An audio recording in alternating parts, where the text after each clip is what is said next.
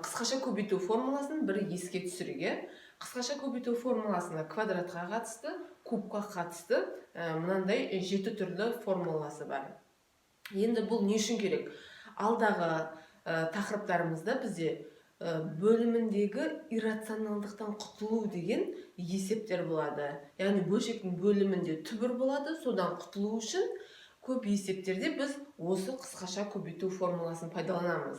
Ал қазір қысқаша көбейту формуласын кәдімгі жай бөлшектерде қалай қолданамыз? Ол жай бөлшектерді қалай ықшамдаймыз, қалай бір-бірімен қысқартамыз?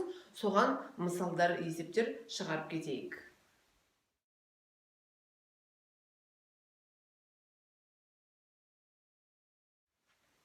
Міне, біздің бірінші есебіміз осындай үлкен бір ұзын есеп болып тұр. Осыны біз енді ықшамдауымыз керек. Көрейік. Енді бірінші жақшаны орындайық. Есептерді шатастырып алмау үшін пункттарға бөлуге бірінші жақшаны ішін орындаймыз. Ол жақшаны ішін орындамас бұрын қалай орындаймыз?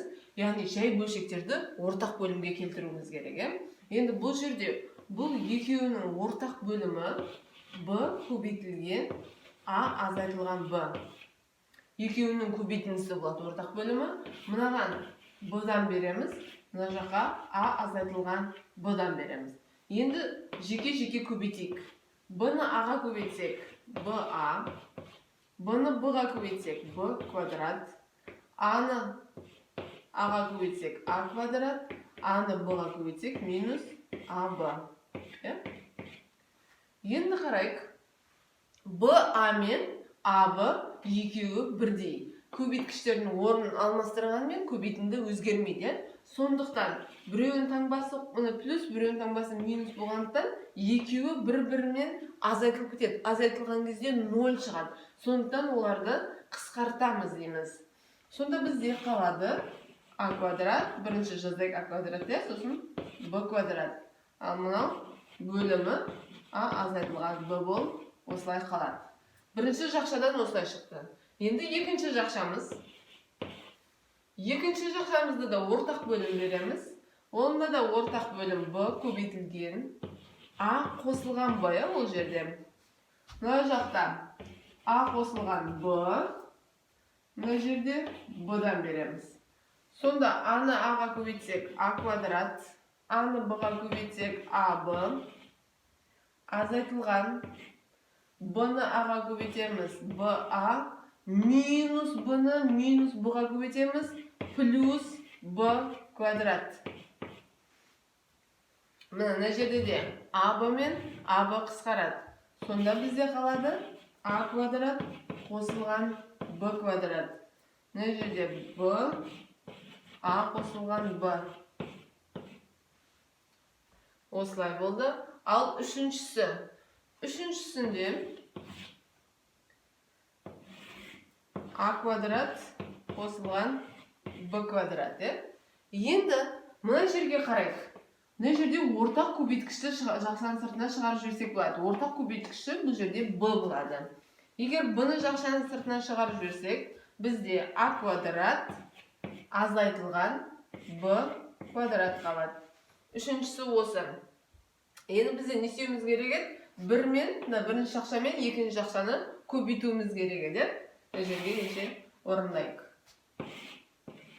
a квадрат қосылған b квадрат, b a азайтылған b, көбейту a квадрат қосылған b квадрат, көбейтілген b, a қосылған b. Енді бізде мына бөлу көбейтуге айналады, бөлшектің алымы мен бөлімі орын алмасады. Сонда бізде b көбейтілген a квадрат азайтылған b квадрат. Мына жерде a квадрат қосылған b квадрат. Енді қарайық. a көбейтілген b, a қосылған b жақшаның ішінде. Ол қандай формуланы біледі? a квадрат азайтылған b квадрат. Алымын жазып алайық.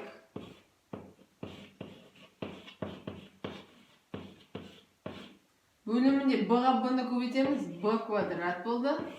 Мына жерде шақшаның ішінде a квадрат азайтылған b квадрат болды. Көбейту b, шақшаның ішінде a квадрат азайтылған b квадрат. Бөлімінде a квадрат қосылған b квадрат. Енді қысқартайық. Жақша мен бірге қысқарады. Мына жерде b квадрат дегеніміз b-дан екеу деген сөз. Ал мына жерде b-дан біреу. Сонда мына жерде b-ның өзі қалады. Қысқарады. Сонда бізде қалды a квадрат қосылған b квадрат бөлінген b. Мына үлкен есебіміз осынша ғана ықшамдалып қалады. Ал енді біздің екінші есебіміз мынандай. Бұл да үлкен ұзын есептің бірі болып тұр. Ал көрейік. Біздің жерде тік жақша тұр.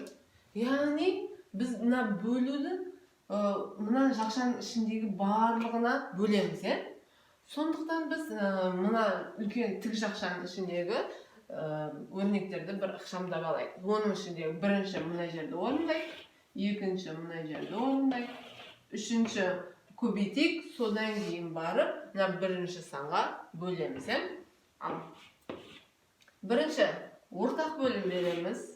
Ортақ бөлімі екеуінің көбейтіндісі. Мына жаққа y-тен, мына жаққа x азайтылған y-тен. Сонда yx қосылған y квадрат қосылған x квадрат азайтылған xy. Енді ықшамдайық. Қысқарады, өткен таңбалар әртүрлі азайту болып тұр. Сонда бізде қалады x квадрат қосылған y квадрат бөлімінде x азайтылған y. Екіншісін жерге орындайық. Ортақ бөлімі x көбейтілген, x азайтылған y болады. Мына жаққа x-тен, мына жаққа x азайтылған y-тен береміз. Сонда x-ке x-ті көбейтсек, x квадрат. X-ке y-ті көбейтсек, xy. Азайтылған y-ке x-ті көбейтсек, xy қосылған y квадрат. Себебі минус пен минус плюсті береді. Сонда бұл жерде де қысқарады. Бізде қалады x квадрат қосылған y квадрат бөлімінде x азайтылған y. Енді бізде екінші амал мына жерді көбейтуіміз керек бір-біріне. Екеуін көбейту деп қазір жазамыз. Үшінші амалымыз. X квадрат қосылған y квадрат көбейтілген x квадрат қосылған y квадрат x азайтылған y. Бұл жерде де, мына жерде не болып тұр? Екеуде де x азайтылған y, x азайтылған y. Екеуінде де бірдей екен. Көбейту деген сөз, екеуі де бірдей болса, квадратын ала саламыз, Сонда, мына жерде x квадрат қосылған y квадрат, x квадрат қосылған y квадрат. Мына жерде x, y бір-біріне көбейттік, ал жақшаны былай жазайық. X азайтылған y, x азайтылған y-ті квадраты деп.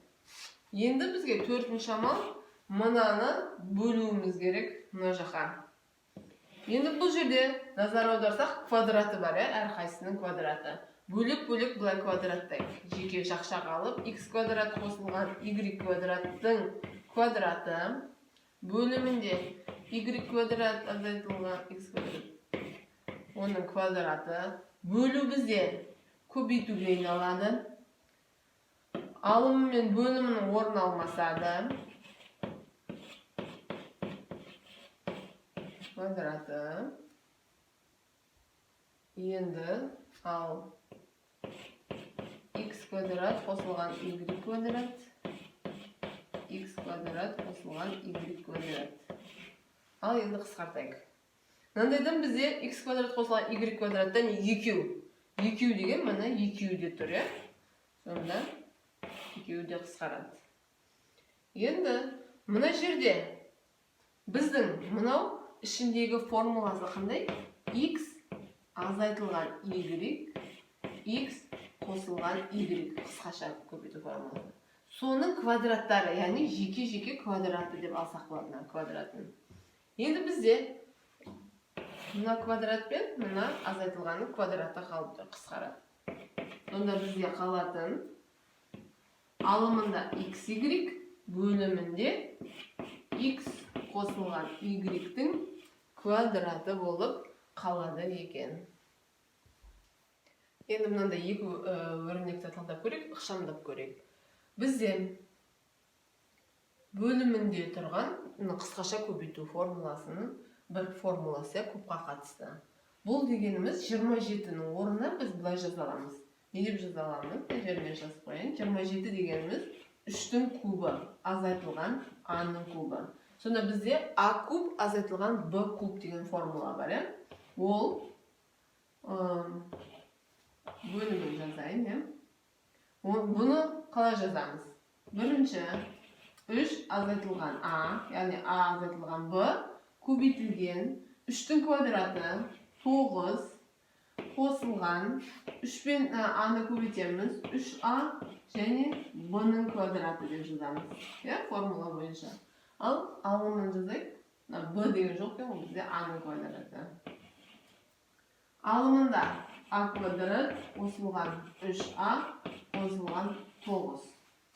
Сонда екеуі орнын алмастырғанымен қосынды өзгермейді, қосылғыштарды ауыстырғанымен екеуі бірдей. Бөлшектерде мына жерде көбейту болғандықтан қысқарды, ал арасында қосу бол, бөлек не жерде қосу болғанда қысқармайтын еді. Бөлшектер арасында көбейту болғанда ғана қысқарады. Сонда бізде не қалады? 3 азайтылған А болып осылай қалады. Келесіден бізге қарсақ Б, барлығында Б.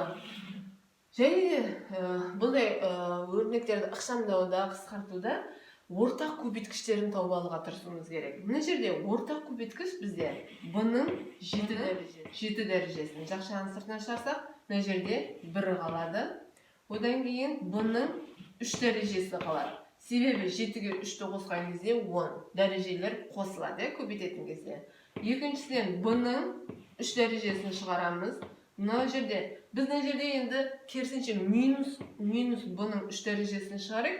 Сол кезде мынаның орнында 1 қалады, азайтылған, мынаған ұқсату үшін Б-ның 6 дәрежесі қалады. Өйткені 3-ке 6-ны қосқанда 9, сол себепті. Енді біз мынандай өрнектейік. Біріншіні екеуін қысқартайық. Б-ның 4 дәрежесі қалады бұл жерде. Б-ның 4 дәрежесі, 1 азайтылған Б-ның кубы. Енді Б-ның 6 дәрежесін біз 1 азайтылған Б-ның кубы көбейтілген квадрат деп алатын болсақ.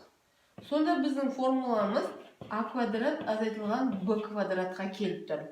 Бұның несі қалай? 2 жақша болады.